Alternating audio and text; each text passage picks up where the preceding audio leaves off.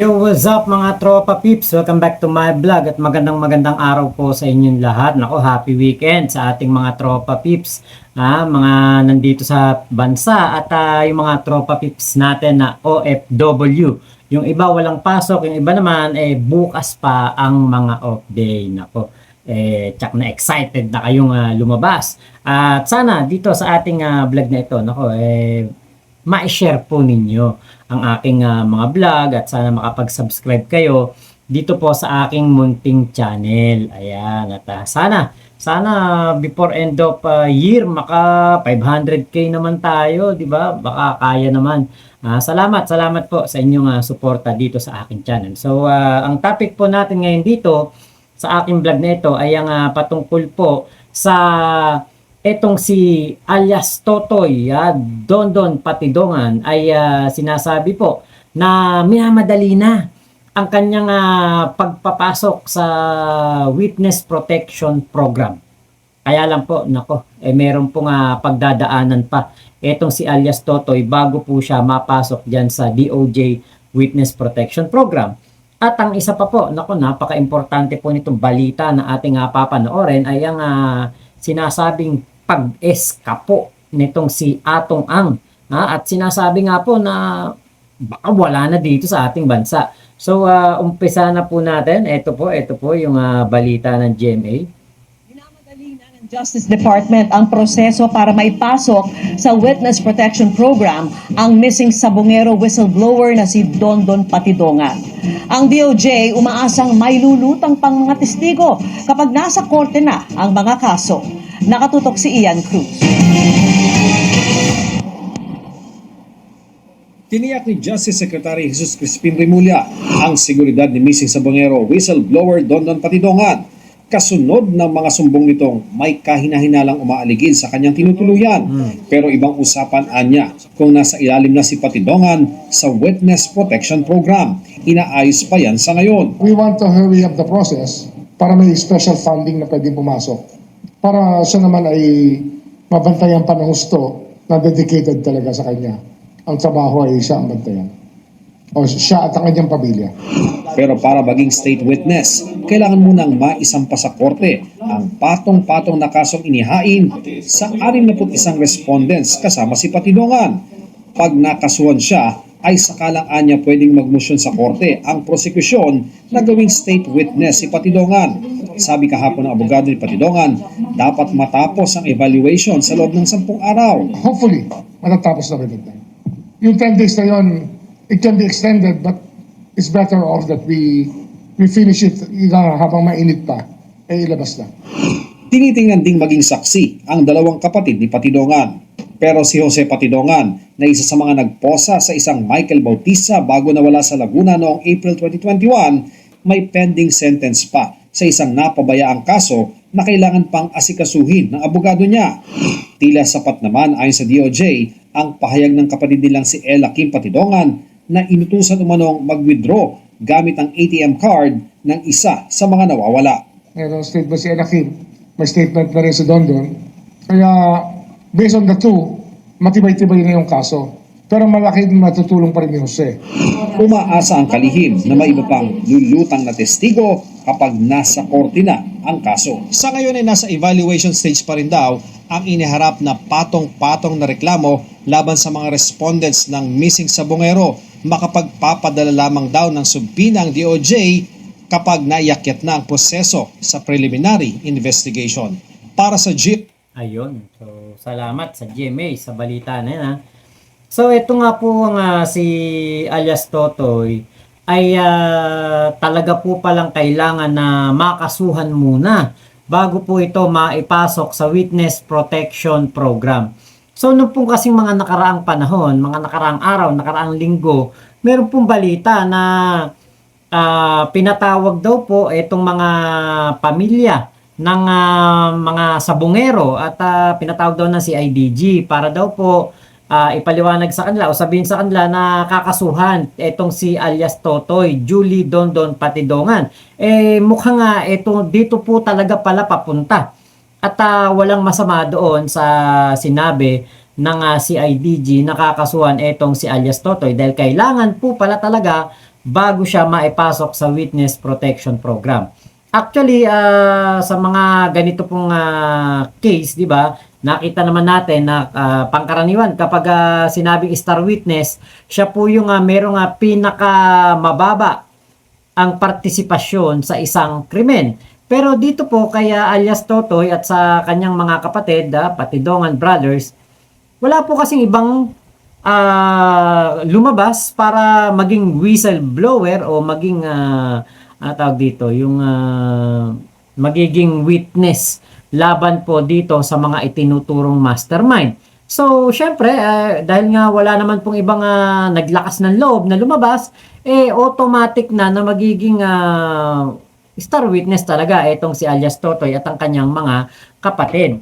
Ngayon po, ayon na rin po sa ating sa atin pong napanood dito po sa issue ng mga sabungero, napakatibay po talaga ng mga ebidensya na hawak ni alias Totoy. Kaya nga po talagang napipinpoint po ng DOJ na si Atong ang pinaka prime suspect dito po sa mga sabungero. Alam niyo po, inamin na po ng abogado ni alias Totoy na napakatibay po ng kanilang mga hawak na ebidensya. Merong affidavit, merong supporting evidence, at nako, wag natin kalimutan, nabanggit na ni alias Totoy na meron siyang hawak na USB na naglalaman po ng napakaraming ebidensya against Atong Ang. Ito po yung video. So sir, kasama na siya dun sa affidavit na ipinasa nila? Yes, kasama na. I wanna know lang sir, yung affidavits, is it just a statement or do you have parang iba pang tangible evidence that you presented? We have real and object evidence. Sir, meron po ba tayong pwedeng mabigay na example nitong mga object evidences po na ito? We cannot divulge at this moment. We will present it at the proper time. Diba? Meron po talagang mga matitibay na ebidensyang hawak itong si alias Totoy. Idagdag pa yung kanyang dalawang kapatid na meron din pong mga nalalaman at meron din pong mga matitinding ebidensya na ilalabas in proper time. Diba? Nako, talagang wala na. Parang ako, nakikita ko na dito itong si Atong Ang po talaga ay baka baka umiska po na. Pero ayon po sa balita ng bilyonaryo, nandito lang naman daw po sa bansa itong si Atong Ang at hindi naman daw po siya umaalis. Ito po yung balita. Pakinggan po muna natin bago tayo magpatuloy. Narito lang ako sa Pasig. Yan ang sagot ni Charlie Atong Ang sa Billionario News Channel matapos umugong ang mga balitang umalis na daw siya ng bansa. Ang bilyonaryo gambling boss ang tinuturong mastermind sa missing Sabungeros case. Makailang beses nang itinanggi ni Ang na siya ay sangkot sa krimen. Wala, dito na ako sa bahay. Hindi naman ako naglalabas pag nanonood ako ng TV, gano'n. Hindi naman ako palalabas sa tao. Siyempre, dito na ako sa Pasig. Ay naku, hindi ko alam. Hindi ko nanonood na news. Totoo lang. Ayoko manood dyan sa sakit lang ulo ko dyan. Antayin ko na lang yung sinasabi sa akin ng mga abogado ko. Nabulaanan din ng legal counsel ni Ang na wala na sa bansa ang kanyang kliyente.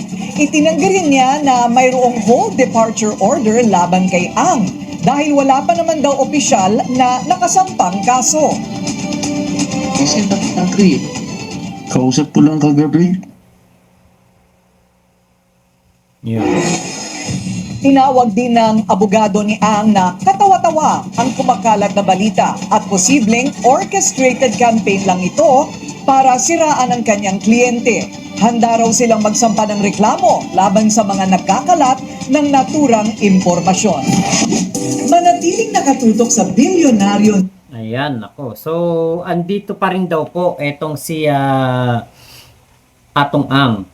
Eto nga po kasi syempre nakita naman natin ilang beses na po na kapag oras ng mga press conference, oras ng mga kasuhan, di ba?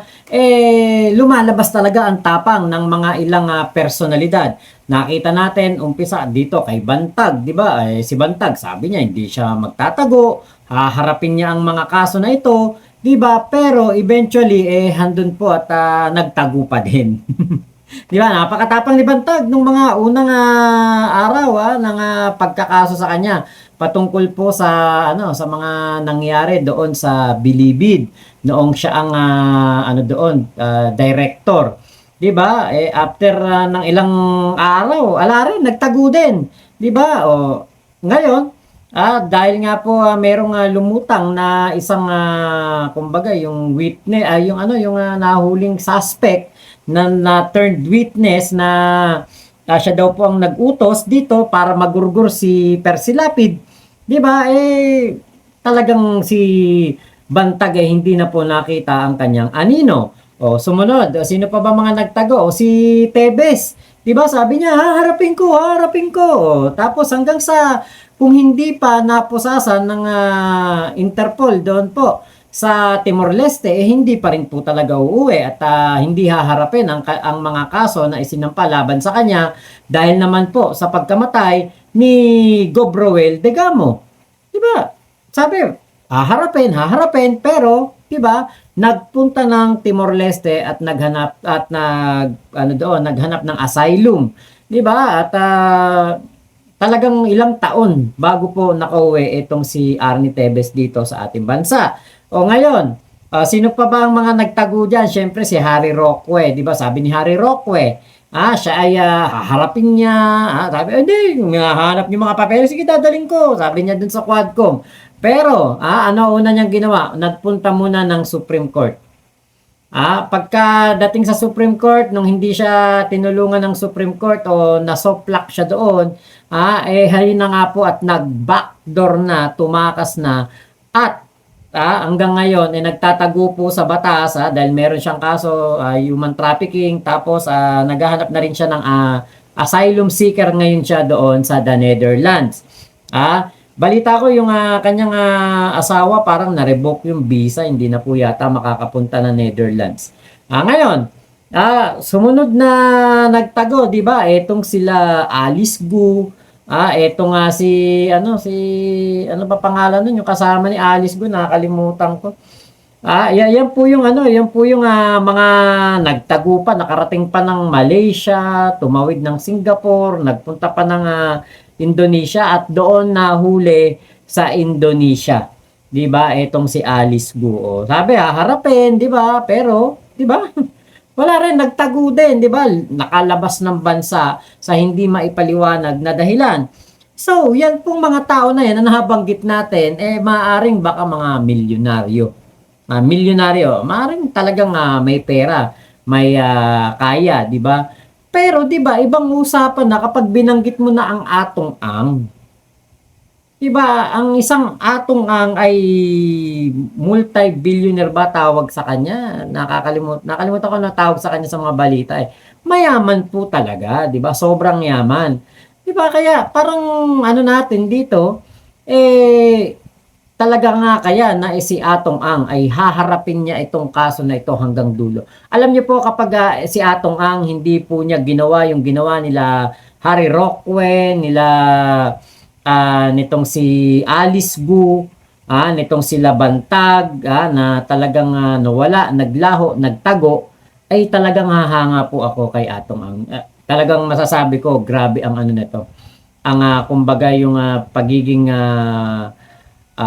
paninindigan, 'di ba, ng kanyang sinasabing siya'y inosente.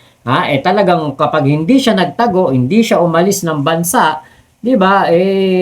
Masasabi natin na iba ang Atong Ang sa mga nakasuhan ng mga kumbaga mga matitinding kaso dito sa ating bansa. 'Di ba? Kasi hindi siya umalis at nanatili siya dito at haharapin niya ang kanyang kaso. Ibang klase talaga, 'di ba? Matapang talaga si Atong Ang at naniniwala siya na meron pa ring hustisya at meron pong tamang proseso pa din dito sa ating bansa, 'di ba? Pero kung si Atong Ang naman malalaman natin na mga after ng mga ilang buwan, 'di ba? Syempre, ang kaso po na isasampa sa kanya o nireklamo na sa kanya ay non-bailable. Kapag po mga non-bailable ang kaso, nako, syempre parang napakahirap po na na makalaya pa, 'di ba? Lalo pa yung di naman porke kasi sinabing non-bailable talagang hindi ka na makakapagpiyansa. Meron pa ring pagkakataon na makapagpiyansa ka, let's say like mahina yung ebidensya o kaya merong mga witness na hindi na umattend ng hearing, dyan po makakapagpiyansa na sa non-bailable case. Ngayon dito sa kaso ni Atong Ang, tingin ko hanggat hindi tumitiklop itong si alias Totoy at ang Patidongan Brothers, nako, sigurado ko na si Atong Ang ay mga ilang taon po ang kanyang gugugulin sa loob ng kulungan bago po siya, 'di ba, napakatagal pa naman ng kasuhan dito sa ating bansa. Baka lumabas ang hatol, 'di ba, pagpalagay na natin, mahatulan na itong kaso na ito after 5 years or after 10 years. 'Di ba? So pagpalagay na natin after 10 years, 2035. Naku, napakatagal po, 'di ba? Kaya kumbaga parang itong ating sinusunda na istorya ng mga sabungero, parang teleserye. At kala na natin sa teleserye lang nangyayari yung mga ganitong pangyayari, pero 'di ba, andyan na, ito na. Nasa harapan na natin, nangyayari na talaga at kumbaga naging sensationalized talaga itong issue ng mga sabungero dahil nga po ang tinuturong mastermind ay ang napakayaman bilyonaryo na si Atong Ang. So sana nga po talaga, 'di ba, ay hindi siya makaisip na lumayo, takbuhan itong mga kasong ito dahil sabi naman niya inosente siya, sabi naman niya wala siyang kasalanan, tinuturo pa nga ng kanyang abogado na si alias Totoy talaga ang mastermind, 'di ba? So ito labanan talaga ng napakatindi nito sa korte. Sana meron talagang pangontra dito sa tinatawag na object evidence itong abogado ni alias Totoy at may pangontra sana diyan ang legal team nitong si Atong Ang para mapatunayan talaga na siya inosente. Pero kung wala, nako, talagang kumbaga masasabi natin na better luck next time na lang kay Atong Ang dahil nga po syempre siya po ang tinuturong mastermind, 'di ba? Kasi ito naisip ko lang din